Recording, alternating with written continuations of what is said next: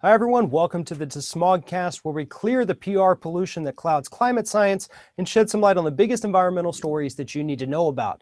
I'm your host, Farron Cousins, and joining me this week, I have Mike Gaworecki, contributing writer to DeSmogBlog.com. Mike, thanks for being here. Good to be here. I want to just kick things off. You're based out of California. You've done a lot of writing on the California drought. In my opinion, that's one of the biggest environmental stories going on right now.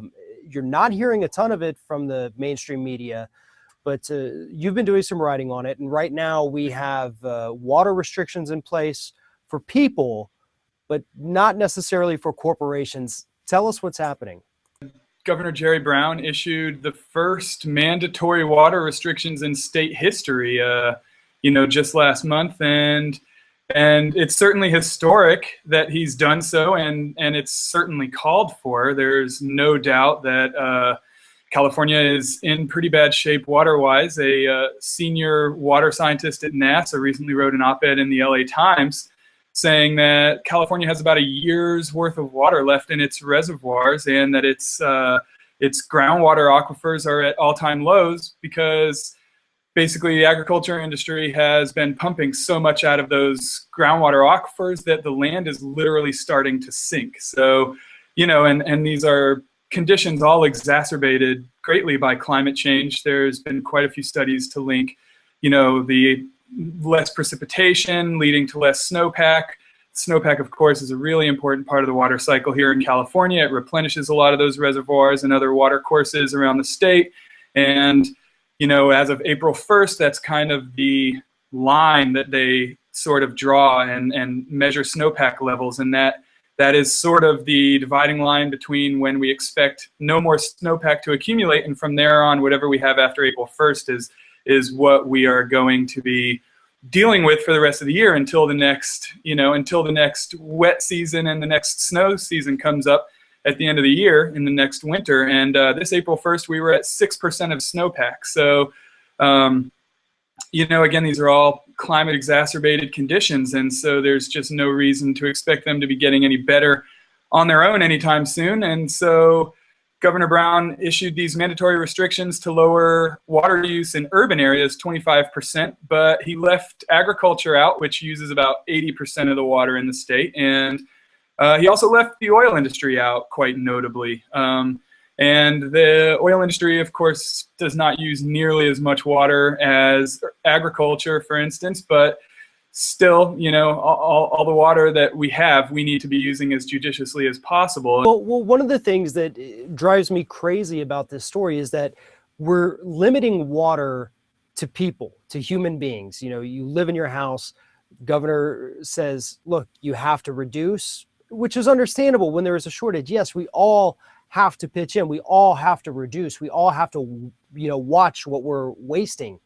But to put restrictions on human beings and not, these multi-billion-dollar corporations with the oil industry, the fracking industry, agriculture, which agriculture is very important. I mean, don't get me wrong. I mean, we need food. But, I mean, what are the penalties for, say, an average citizen in their house if they go over the water usage versus what happens with the industry when they just, run roughshod over everything? Sure, yeah. Well, we don't quite know what the penalties will be just yet. Governor Brown's mandate required the local water districts to find ways to cut 25% of water. We do know that a lot of it is going to come from things like golf courses and, municipal water use. For instance, a ban on watering any public, gardens or anything if any part of that water would fall on concrete as opposed to the intended area, that's forbidden.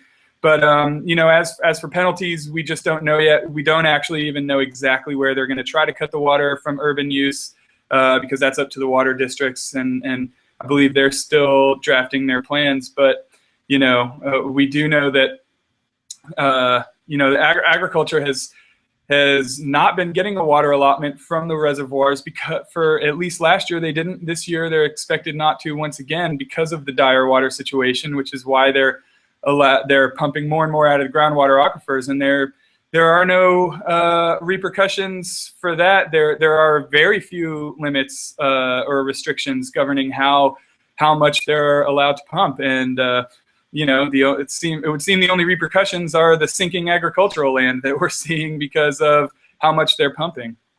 Well, and you know, I don't want to sound overly pessimistic, but it kind of feels like there's nothing we can do.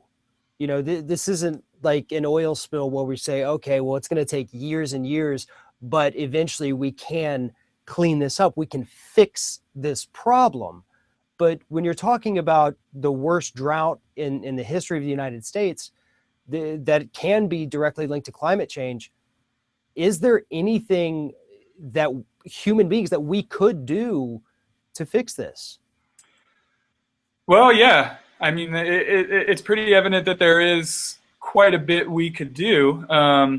You know, excuse me, it sort of reminds me of, you know, the past 10, 15 years of attempts to get serious about lowering our emissions. And we've been told we should drive less, you know, we should drive hybrid cars, we should fly less, and try to use less electricity, try to be more efficient. And the thing is that we can do all of that we want, and unless industry is brought to heel as well, it's just never, you know, we're never going to bring our emissions down, just like we're never going to get to where we're using water within our means if we don't rein industry usage in. And unfortunately, as we know, there's quite a bit of industry capture of the regulatory bodies who would have to impose those limits on them, and which is why we don't see much action. And it seems like we're always told that us, the citizens, need to make sacrifices or make cuts.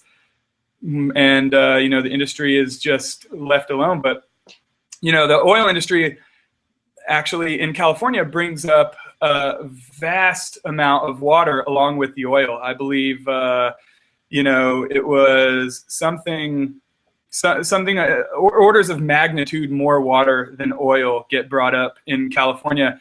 And a piece I just wrote for DeSmog about the urban water restrictions, I spoke with Peter Glick of the Pacific Institute, one of the foremost water experts in California. And, you know, he was telling me that all that water that the California oil industry is bringing up, we could be remediating. We could make any quality of water usable if we wanted to, if we were willing to impose those restrictions on the industry. And we just haven't been willing to do it. And now we're just now starting to learn the extent to which oil industry water is being used on agricultural fields and how much of a threat that might be, because a lot of that water just gets re-injected into the well because it's unusable. It's, you know, it's got various like hydrocarbons in it and other naturally occurring chemicals that wouldn't be safe for human consumption. Some of it is relatively clean, and it gets sold by companies like Chevron, for instance, for use in agricultural fields. But we don't even know all the chemicals that Chevron uses, because until very recently they haven't been required to report them. So we don't even know if we can check that water right now. We don't know what chemicals to check for in that water, but we're putting it on our crops anyway. And so this is an example of actually a possibly very beneficial program in which we're taking water that otherwise wouldn't have been usable whatsoever, and we could be mandating that the oil industry cleans up that water, truly cleans up that water, and makes it available for agricultural use, and so that we quit depleting our groundwater. But you know, that takes political will that we haven't seemed to be able to muster so far. Absolutely. And this is one of the situations, just like with the water restrictions, if it's going to work, if we're going to fix this problem, it takes all of us, you know, Yep. across the board, across the world, emissions reductions to fix this, because until we do that, this problem is only going to get worse.